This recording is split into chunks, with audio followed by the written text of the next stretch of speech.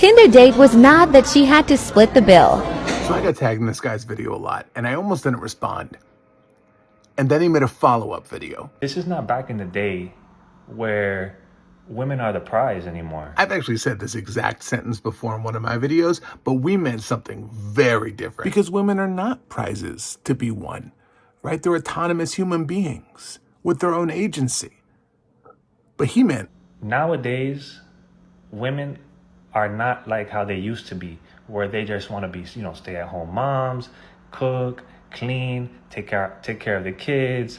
It's not like that anymore. And in case you're wondering how that connects back to the original video of his date getting mad at him for wanting to split the check 50-50, I'm going to let him explain that, and then we're going to talk about this. If you're not going to do what women should do, then sorry, you got to go 50-50. A great way to end up lonely and angry forever is to simply look at dating as a transactional process, or to think about, what am I getting back for the money I'm putting into this? We actually talked about a similar video this past week on my podcast about a guy that was saying, that if you should not put a dime in for the first 90 days, right, before you're certain you're going to get something out of it, right? That's clearly horrifically toxic advice, and we break that down in depth. All right, go listen to it there if you want. But I want to open this up to something a bit more constructive. Let's say you're a guy watching this, and you see that first clip,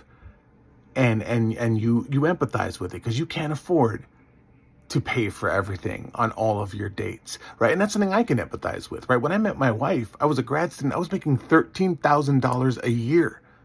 A year. And there's two things I want to talk about. First off, it's all about communication, right? Be honest about your situation, right? If someone's only going to be with a person that can give them lots of money and spoil them with gifts, and you're as broke as I was, they're going to find out eventually. When I started dating my wife, and even when I was dating women before my wife, right? We went to cheap and free stuff, we went out to coffee, we went to art shows, we went to poetry readings, right? Different things where we could just kind of get to know each other and talk and find out if this is going to go somewhere. And when we did want to do something more expensive that I couldn't afford to pay for both of us, we talked about it, right? The reality is, the expectation is when you ask someone out on a date is that you're going to pay, right? Tonight, I have an agency that's taking me to a dinner, right? My understanding is that they're going to pay, or I am also going to be very upset. And the second part of this is that there's a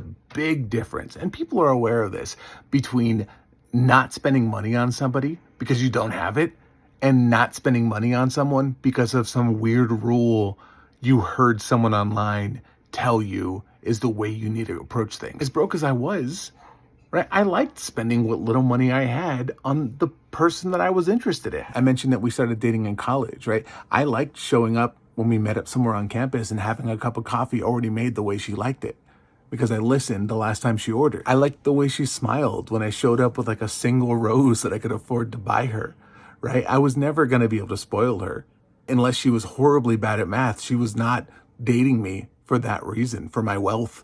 But we liked being with each other, and we found ways to make it work because we communicated. Is everyone going to go for that? No. That's life. That's reality. That's what it is. You accept that and you move on. But here's the wild thing. You might end up finding someone who likes you for who you are as a person, and not for what you can provide for them financially.